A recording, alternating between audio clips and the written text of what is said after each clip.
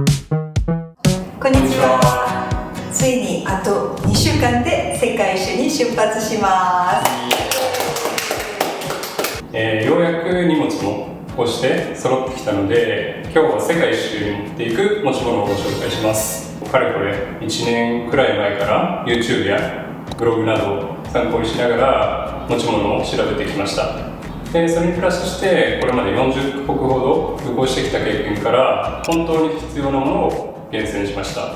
特に軽量であることとかさばらないこと、この2点を重視して荷物を選んでいます。世界一周だけじゃなく海外旅行にも役立つ便利アイテムもたくさんあります。最後までご覧ください。概要欄に持ち物をカテゴリーごとに分けて目次にしているので、必要なところだけでもチェックしながらご覧ください。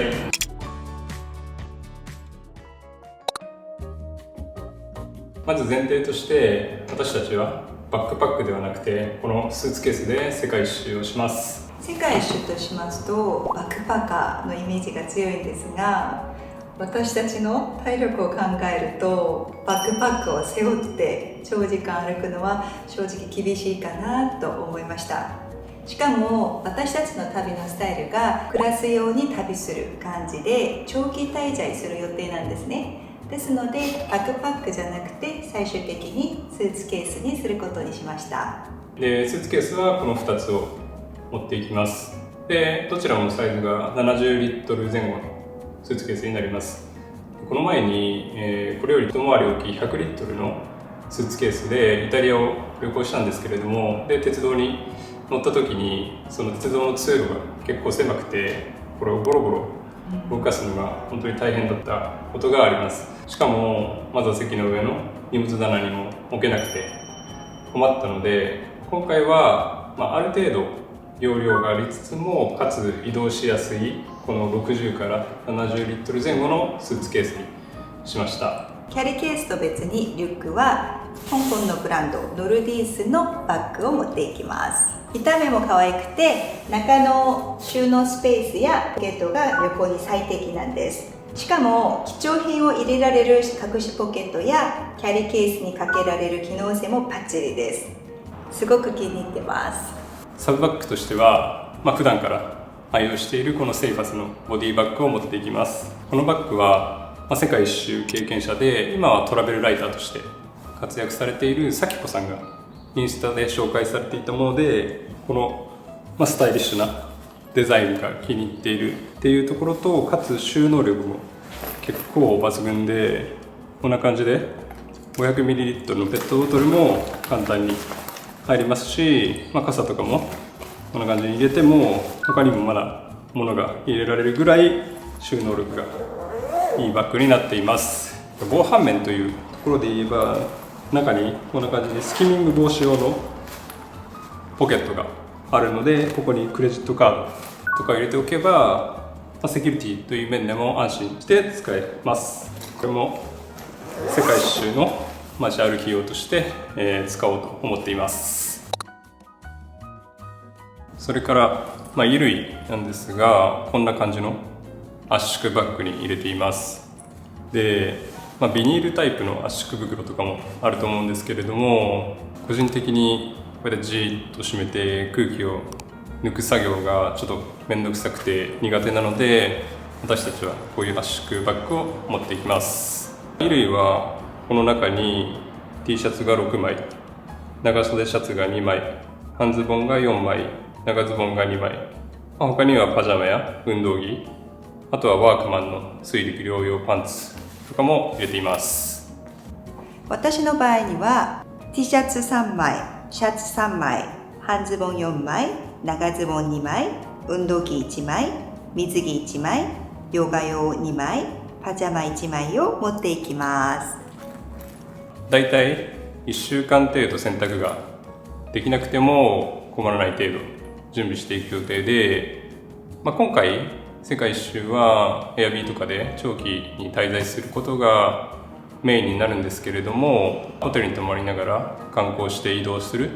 そういうこともあるので、どの場面でも1週間程度は洗濯なしでも困らないようにしています。あと羽織るものとしては私たちは基本夏を追いかけるルートで旅する予定ですので、世界一周旅行者の必需品と言われているユニクロのウルトラライトダウンはあえて持っていかないです。とはいえ、冷える朝晩や機内、長距離バスとかではエアコンがガンガン効いてて寒いケースがあるので、私たちはモンベルのウィンドブレーカーを持っていくことにしました。これが便利なのは、ここにポケットがあって小さく収納することができます。このように小さく畳んでポケットにポンって入れられるのでとても便利です。こんな小さなカバンにもポンと入れても全然かさばらないのでとても便利なアイテムです。こちらのポーチには下着や靴下、あとはハンカチなどを入れていて、これもだいたい1週間分持っていきます。あと、夏がメインになるので、海外は日差しも強いのでサングラスも必須です。収納ケースとして旅トラの収納ラックもとてもおすすめです。衣類を収納できるスペースが1段、2段、3段、あと弱の4段になっていて、衣類を入れた後にこうやって畳んで、ベルトがついてますので、このベルトバックルでしっかり固定してきれいに保管することができます。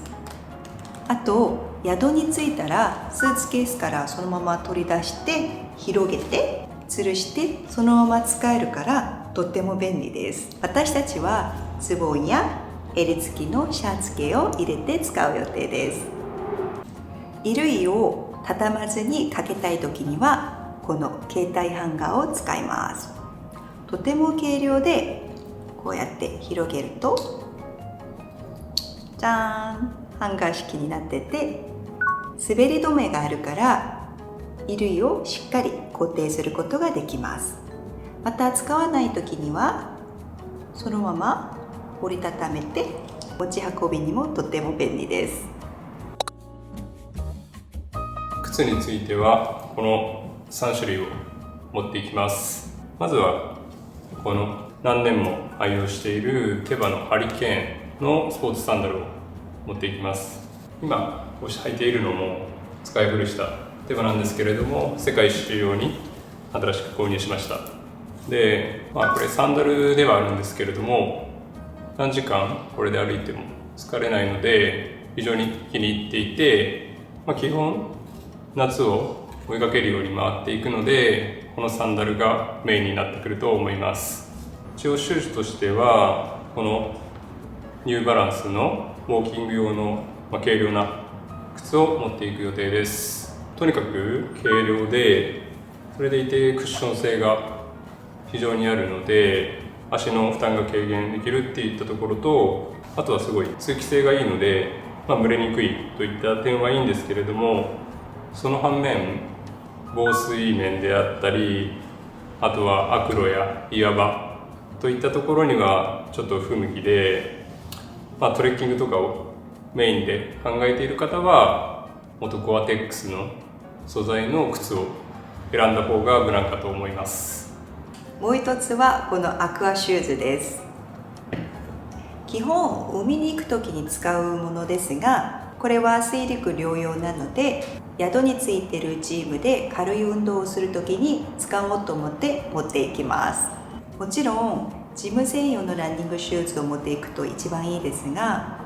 どうしても荷物の中がかさばっちゃうんですよね。それでこのアクアシューズで兼用することにしました。これなら海でも雨の日でもジムでもいろんな場面でうまく活用できそうです。まず洗濯関連のものになるんですけれども、これがC2 サミットの洗濯紐になるんですけれども、一応海外でもコインランドリーとかはあると思うんですけれども、やっぱり毎回お金がかかってしまうっていうところで、私たちは自分で選択することになると思います。今ではもう世界一周旅行者には必須と言ってもいいアイテムになっていまして、とにかくコンパクトっていうところと、あとはこうやって広げてみるとここにビーズがついていて、例えばタオルとかを、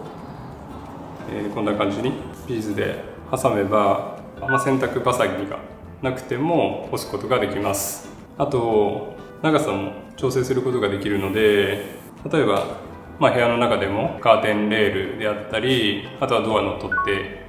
それからフックとかにかけて取り付けて、簡単に使うことができる洗濯紐です。さっき紹介した洗濯紐とは別に、この折りたたみ式のピンチハンガーも持っていきます。こうやって広げて、下着やハンカチ、靴下などを専用で使う予定です。こうやって180度回るタイプです。ステンレス製なので錆もできにくくて劣化もしにくいので、外で使う時にも楽だと思います。あと皆さん、紙の洗剤って聞いたことありますか？私は知り合いで世界一周経験者から初めて教えてもらったんですけど、こういうタイプの紙の洗剤があるんです。これがこのようにシートタイプになってて、水に溶ける成分になってて、1枚で洗濯物1キロが洗えるそうです。洗濯物が少量の場合にはこれをちぎって使うこともできます。長期滞在の場合は液体の洗剤を使うことができるんですけども、移動が多い時にはやっぱり漏れる心配があるので、このシートタイプの洗剤を持っていきます。とてもコンパクトで場所も取らず持ち運びも便利です。これなんですが、先ほどの洗濯紐と同じシートゥサミットのエアライトタオルです。で、セームタオルではないんですけれども、すごい吸収力があって速乾性のあるタオルなんです。で、プールとか海だけじゃなくて、雨の日とかに水に濡れた時にさっと拭いて、その辺でバッと広げて乾かしておけばすぐに乾いてくれる、非常に優れたタオルです。で、こんな感じで結構大きいんですけれども、収納するとこんな感じでめちゃめちゃコンパクトに収まるので、スーツケースとかバッグにスッと忍ばせておくこともできる便利アイテムです。セームタオルも同じように吸収力があって速乾性があるタオルなんですけれども、ちょっと肌触りがガサガサしていて個人的にちょっと慣れないので、私たちはこのシートゥサミットのエアライトタオルを持っていきます。次はドーバーの固形タイプのコンディショナーとそれを入れる石鹸ケースです。海外のホテルってシャンプーは置いてあってもコンディショナーは置いてなかったりした経験ありませんか？シャンプーだけ済む方なら大丈夫ですけど、海外の水って香水で頭洗うとこうやって髪の毛がゴワゴワして、私はやっぱりコンディショナーを持っていきたいなと思いました。なので、今回はこのコンディショナーを持っていってみようと思ってます。こういう固形のタイプになってまして、液体じゃないから漏れる心配もなく持ち運びも便利です。で、これを使った後はもう濡れたままこのケースにポンと入れて、こうやってポンと閉じるだけで入れておくと、もう翌日自然と乾いちゃうので、カバンにポンとスーツケースに入れても漏れる心配なく自由に移動ができるので、今回はこれを試してみることにしました。それからこれは木沢というブランドの折りたたみ傘なんですけれども、とにかく軽量で確か重さが 100g もないと思います。軽いから強度がないんじゃないかと思われるかもしれないんですけれども、カーボンファイバーなので、しっかり強度もあって安心して使うことができます。これもサブバッグに入れても全くかさばらないので、海外旅行だけじゃなくて普段使いとしても超おすすめの折りたたみ傘になります。これとてもコンパクトですが、何だと思いますか？これランポのエコバッグですが、すごいコンパクトでおすすめのアイテムです。世界一周中は現地のスーパーで買い物をして自炊する予定ですが、海外でも袋が有料だったり、そもそも置いてないことも多いので必須のアイテムだと思います。こうやって広げて、こうやって出してみますとこうやって広げると結構入ります。入れるときはこのポケットにグッと押し込むだけで入るので、とても使い勝手がいいです。しかもこの収納袋が裏側に縫い付けてあるので、なくす心配もないのでとてもいいです。なのでスーパーだけじゃなくていろんな場面で使えそうなので、海外旅行に一つ持っておくと楽かもしれません。あとこれはモッツヘアの海外対応のヘアドライヤーです。このように100V と 200V が簡単に切り替えができるタイプです。ヘアドライヤーは海外のホテルや宿に置いてあることもあるんですけども、自分じゃなくて洋介の場合に自分のものを持っていきたい派なので、日本からわざわざ持っていきますこのモッツヘアのヘアドライヤーはデザインもすごいスタイリッシュで、しかもコンパクトで軽いんです。なのにすごいパワフルで使い勝手が良かったです。私実は地毛がすごいぐるぐるパーなんで、数日前に宿毛矯正はしたんですけど、湿気が多い地域に行くとなかなか前髪だったりとかやばくなると思うので、今回ヘアアイロンを持っていくことにしました。とても小さくて使う時にはこうやってロックを外して使えばいいです。で、使った後はまたロックに戻してキャップに入れるだけなので、とてもコンパクトで持ち運びやすそうです。それからひげ剃りとしてはこの電動シェーバーを持っていきます。 T 字カミソリとかの方が軽くてコンパクトでいいんですけれども、自分の場合ちょっと肌が弱くてカミソリ負けしてしまうので、この電動シェーバーを持っていくことにします。お風呂とかでも使える水洗い可能なタイプの電動シェーバーで、あとはここに、USB-C のポートがついていて USB 充電も可能な電動シェーバーなので、こちらを持っていきます。今回洗面用具は無印良品の商品をフル活用しています。この吊るして使える洗面用具ケースは黒とベージュそれぞれ持っていきます。そうだ、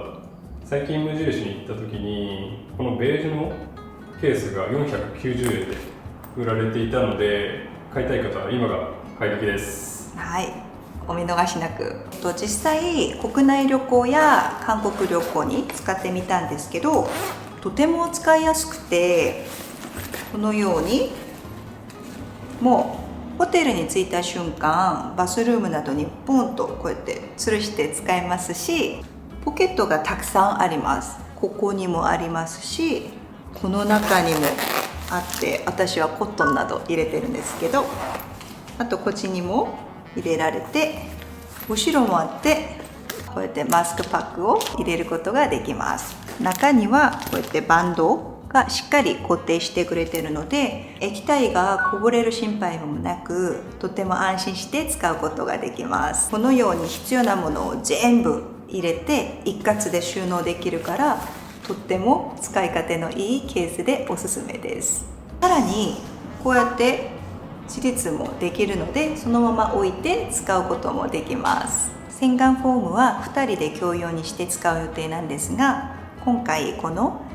無印良品のマイルド洗顔フォームを持っていきます。敏感肌でも安心して使えますし、しっとり優しい洗い心地です。しかも使うほどこうやって小さくなるので、小スペースで旅行にぴったりです。あとはこの爪切りです。これ大人気のアイテムで、取り寄せになんと1ヶ月ぐらいかかっちゃいましたお店のスタッフさんによりますと、職員さんが一つ一つ丁寧に手作りされているそうです。だから職人技で仕上がりも良くて切れ味がいいです。特に足の爪もこうやって軽い力で切れますし、軽量だから持ち運びにもいいです。私たちは小さいタイプもちょっと試してみたんですけど、やっぱり太い爪もしっかり切れるこの大サイズを持っていくことにしました。洗面用具ケースの中には、他にもこれも無印の商品ですけど、オールインワンジェルであったり、日焼け止めやリップクリーム、目薬、あとは歯磨き関連で歯ブラシや歯磨き粉、またフロスとかも入れています。で、この中でも特にこだわっているのが歯ブラシで、海外旅行に行く時には必ず自分のものを日本から持っていくようにしています。海外のホテルでアメニティで置いてある歯ブラシであったり、あとはドラッグストアとかで売っている歯ブラシって、このヘッドの部分がすごい太くて大きいので、しっかりその奥まで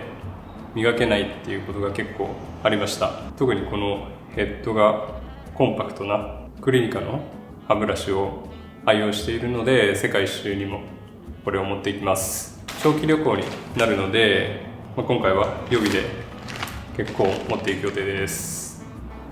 これ旅好きには欠かせないアイテムですが、収納ケースと洗濯ネットが一つになったアイテムです。黒メッシュだから中身が見えにくくて、外でキャリーケース開ける時も恥ずかしくない素材になっています。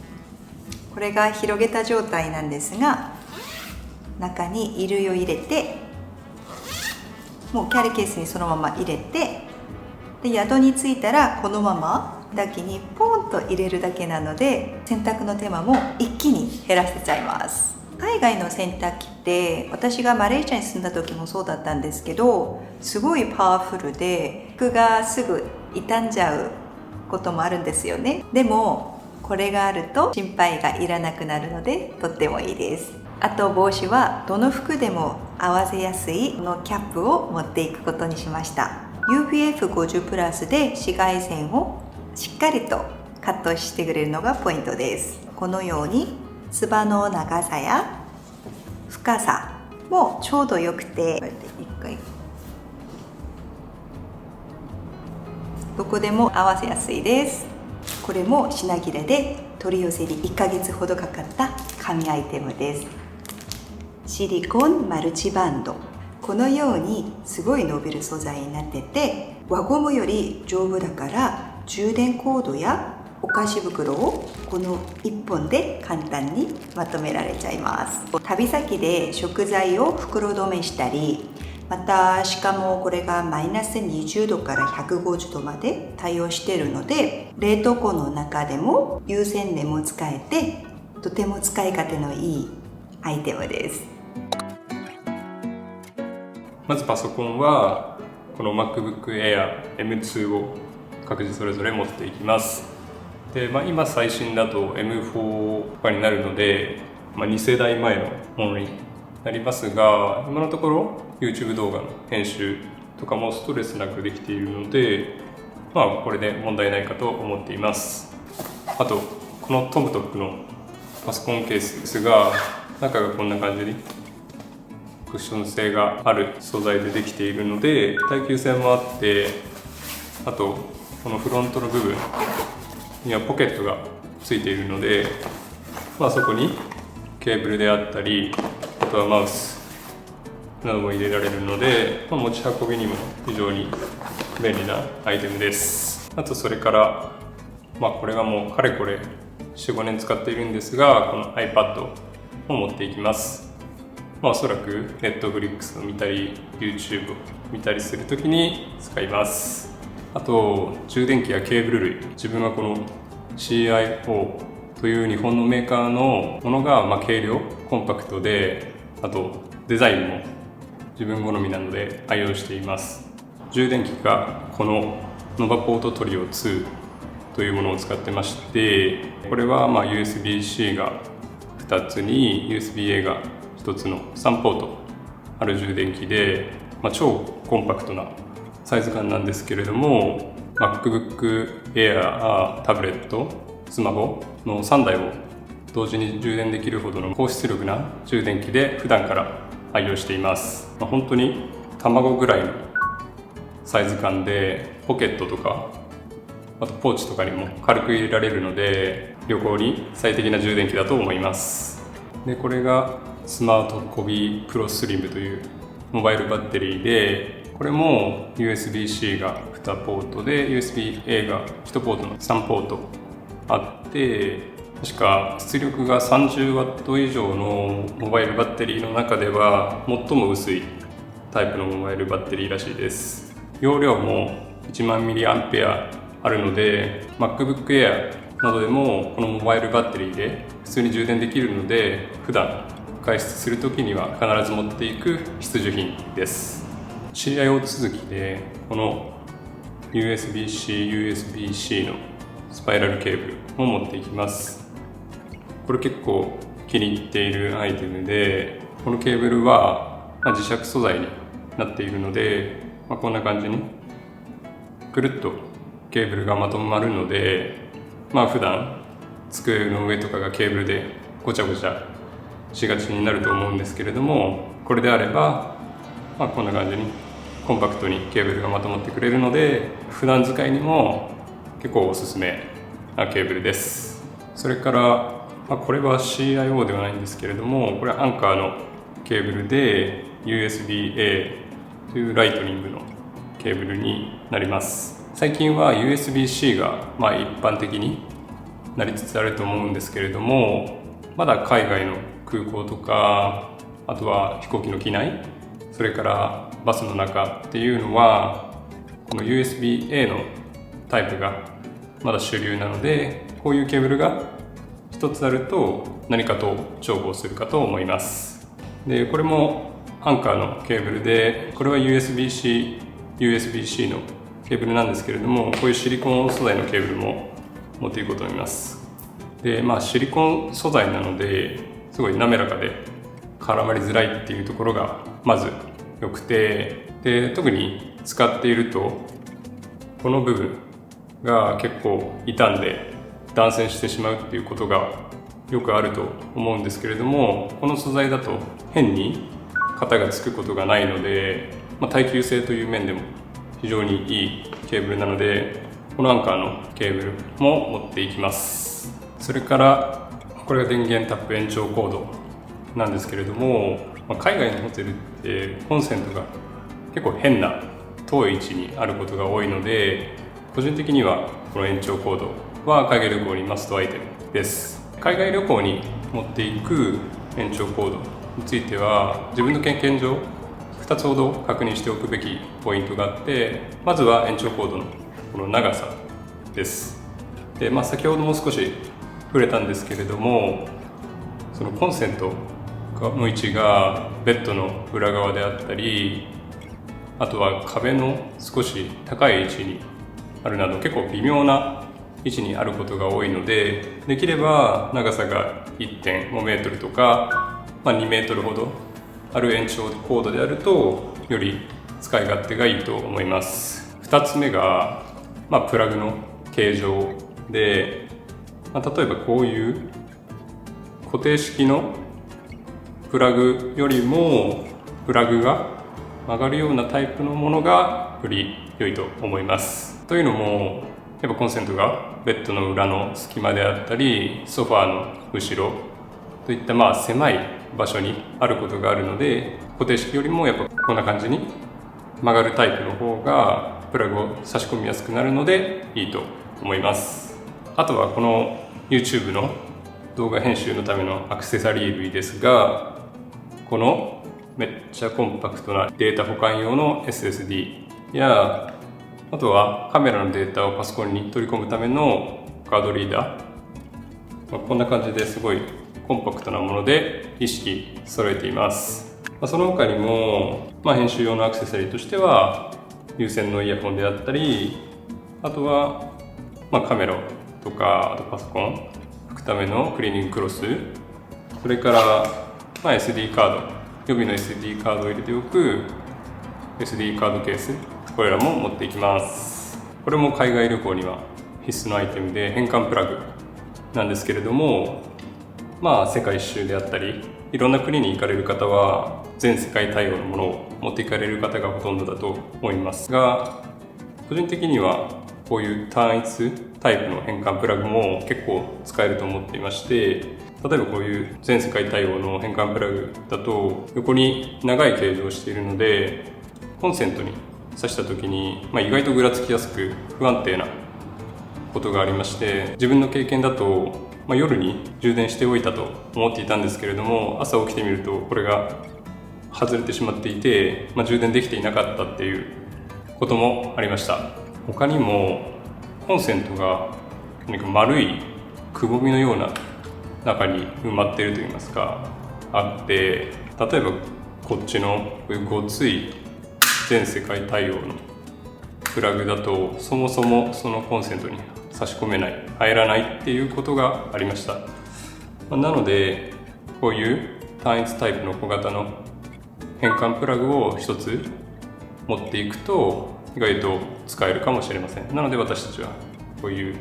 単一タイプの変換プラグを持っていきます。個人的に一押しのアイテムなのがこの北洋のガジェットポーチで、いろいろと気に入っているポイントがありまして、ちなみにこれは友人からいただいた世界一周のお守りです。まずはこのフォルム、見た目なんですけれども、ガジェットポーチだと結構横長で太めのタイプが多いと思うんですけれども、これは本当に縦長でスタイリッシュな形状デザインなので、すごく気に入っているポイントです。あとはよいしょ、こんな感じで自立するタイプのガジェットポーチなので、狭いテーブルに置いても場所を取らないので非常にいいと思います。それから機能的にも中のポケットであったり、あとは仕切りが充実していて、例えばこんな感じでケーブル入れたり、このケーブル入れられますし、あとこっちのポケットにはSSD カードとか、あとは先ほどのカードリーダー、この辺りをこうやって入れて、綺麗に収納できるのでめちゃめちゃ気に入っているアイテムです。なのでこれは本当に世界一周とか海外旅行に限らず普段使いとしてもめちゃくちゃおすすめなガジェットポーチです。それから、YouTube の撮影にも必須のカメラ機材なんですけれども、私たちは、今こうして撮影に使っているソニーの α6700 を持っていきます。フルサイズではなく APS-C の、ミラーレスカメラで、映像とか、画像のクオリティで言えばやっぱりフルサイズのカメラがいいんですけれども、いかんせん大きくて重いので、そういった機材を持ち歩きながら撮影するっていうのはちょっと難しいかなと、今回はフルサイズ持っていくのを断念しました。なのでレンズもこの今撮っている超広角のコンパクトレンズ一つだけを持っていく予定です。望遠レンズもあるといいんですけれども、重さと機動性、これを天秤にかけた時に、今回は機動性を取りました。前までその海外旅行に行く時にはフルサイズの大きなカメラにレンズも2本程度持っていたので、それだけでも2キロぐらいあったんですけれども、今回はこのカメラのボディとレンズ合わせてもだいたい600とか700グラムなので、だいぶ撮影の負担も軽減できると思います。あとはこの2種の ND フィルターも持っていきます。で、最近購入したんですけれども、これはカメラ用のサングラスのようなもので、私たちのこれまでの動画を見ていただいた方は分かる方もいるかもしれませんが、映像がところどころ白飛びしてしまっていまして、私たちも結構その部分気になっていたので2種の ND フィルターを購入しました。あとカメラ機材系でいうと、今も使っているカメラのマイクで、やっぱり YouTube の動画って音声って結構重要な要素になるので、旅先でもしっかり音が拾えるようにカメラのマイクも持っていきます。最後がカメラの三脚で、今撮影に使っているアオカの三脚と、あとはこのピギーテックのミニ三脚、この2つを持っていきます。三脚だと構ごつくて1キロ超えるような三脚が多いんですけれども、今こうして使っているアオカの三脚は重さも 500g と結構軽量で、それでいてしっかり長さも130センチぐらい出るので非常に優れものだと思っています。この三脚畳むと意外とスリムに細くなるので、カバンの中にもさっと入れられるので非常に重宝しているアイテムになります。それからこっちの E-TECH のミニ三脚ですが、これは普通に机の上とかに置いて使うんですけれども、その他にも結構面白い使い方がありまして、例えばこんな感じにドアや、何かしらの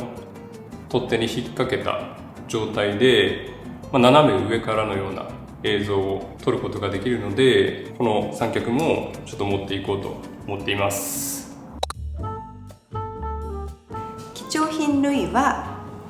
このパスポート、財布、クレジットカード、身分証明書、国際免許証などを持っていく予定です。クレジットカードに関しましては以前の動画で詳しくお話ししてますので、よろしければご参考ください。